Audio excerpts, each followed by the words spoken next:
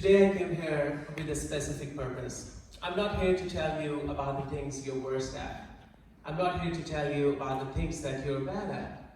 But I'm here to tell you about the very important step that you have to take when you are on the brink of your success. When you are on the brink of your success, there are some things that you need to be taken care of. But before reaching that step, there is a journey that will take you there. So I'll talk about two procedures, two processes. The first is starting early, and secondly, I will tell you about what to do after you start early. And this sequence will take you to the brink of your success. It always amazes me why most of the winners of Summer Olympics are always African. We got Bolt, and there were some other very leading athletes in Summer Olympics. Why these people are special? Why they can do the sprints better than others? Why they can run more faster than others? It always amazes me. I always try to run, but sometimes I get failed. So it took me to do research, and during my research, I came across with a research done by National Geographic Channel, and they put a very nice documentary called Born to Run. In that documentary, they showed an African woman who is putting her 1-month baby on the fern. When the African baby is just 1 month old, the African women try to make the baby stand, holding from the underarms definitely, on the ferns. The more the mother tries to put a baby on a fern, it creates a sensation of irritation on the feet of the baby. The more the baby tries to avoid, the more the mother put him on there. Why does she do it? Why they are keeping this tradition from years to years to years to years? Why? It makes African babies walk sooner than other babies in the world. The sooner you start, the earlier you start, you are more drawn towards your success. The sooner they start to walk, the sooner they start to run. And the sooner they start to run, the sooner they try to run faster. George Canning, who was one of the British Prime Minister, he became the British Prime Minister during the very progressive time of Great Britain. George Canning said, indecision and delays are the parents of failure. Can I get this word back from you all? What is that word? What is that word? Failure. Are you all here today with me? Failure. Let's say together, failure. Failure. Still not right. Failure. Failure. Failure. It depends on us to convert our failure into the win. You can start today. It can be, today can be your breakthrough of indecision and delay. And you have a chance today to turn your failure into the win. Let's say together, what is that? Win. Now when you start early, or when you start to walk, the next thing is to stay in your walk. Next thing is to stay in your process. Have you ever imagined that all the rivers and all the streams and all the waterfalls, they all take a big journey towards one destination?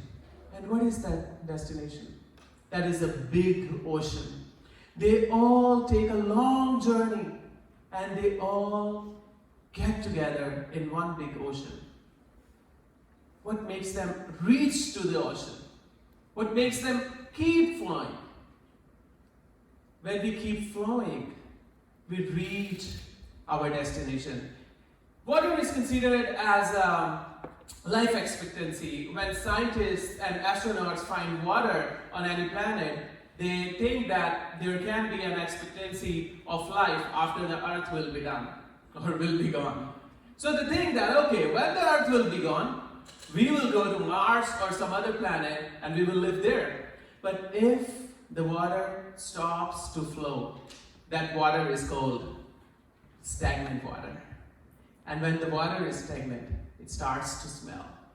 When the water is not flowing, it becomes the source of diseases, not the source of life. When the water is flowing, it becomes the source of life. I believe most of us here know how to run now. Did you ever focus on your heartbeat when you run? What happens? When you run, you start by walking. Then you increase your pace. And when you start running continuously, and then what does your heart do? It starts to beat faster than normal because your heart notices that something extraordinary is going on. Today, this person is doing something more. And why our heart starts to beat faster? Because it anticipates with your thinking. It anticipates with your decision to run. The heart pumps more blood to the lungs, and from the lungs, the blood goes all over your muscles because they need more energy to go on. If we decide to start, if we decide to stay in the race, our heart, our body, it anticipates with us. It pumps that blood because your body needs more blood to go forward. Your body at that time is in a need of more blood into your tissues, into your muscles, so that you may keep moving.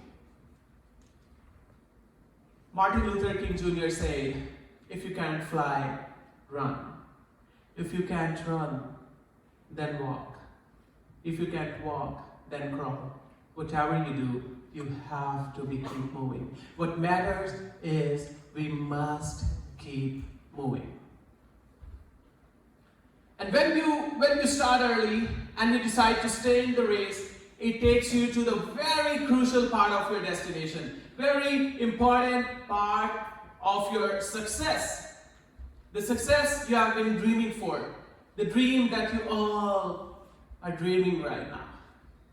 My dream is to become world's leading philanthropist and to conduct a speech in United Nations for religious discrimination, against religious discrimination, and to tell the world the message. I'm moving towards my goal, and I decided not to stop. But when I will be on the brink of my success, that will be the most important part of my journey.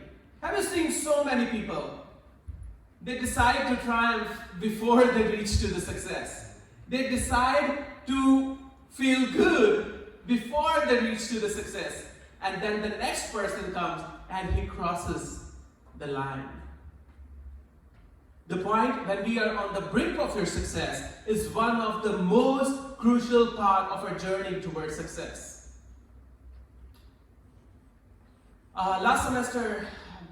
Last year when I was in Pakistan, our church was deciding to have a dinner with the Christian prisoners in the jail.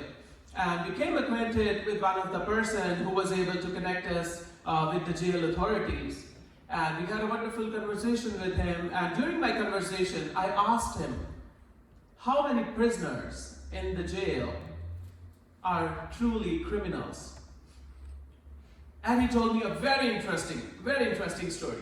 He told me about a Christian servant who has been serving in one of the family, and that family had a robbery.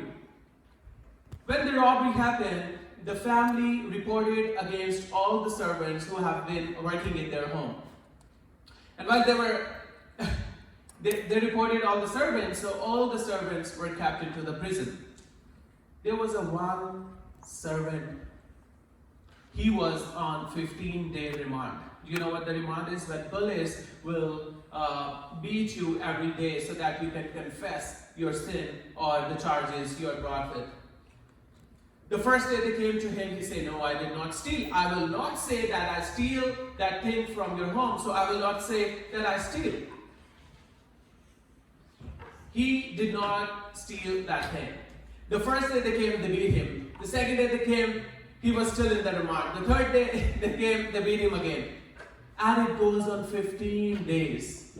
And on the 15th day, the officer came with a big stick towards him and he said, wait. I confess, I did it. He was so near to his freedom. And when he said that, there was one Christian sanitary worker working in the prison. He came to him and he said, do you know what? Today was the day when they were going to let you go. Because you were consistent that you did not steal that thing. Today was the day of your success. Today was the day of your freedom. I know it's hard to go through the process. I know it's so hard to go through the remarks. But that person lost his courage when he was so near to his success. He was on the brink of his success to go. And he lost everything. We need to think about when we are on the brink of our success, we should not triumph before getting our success. And the second thing, never lose hope. Never lose hope. Your success, your freedom can come if you start early, if you keep moving, and if you think well when you're on the brink of your success. Mubarik, LCC International University. Have a wonderful evening. Thank you.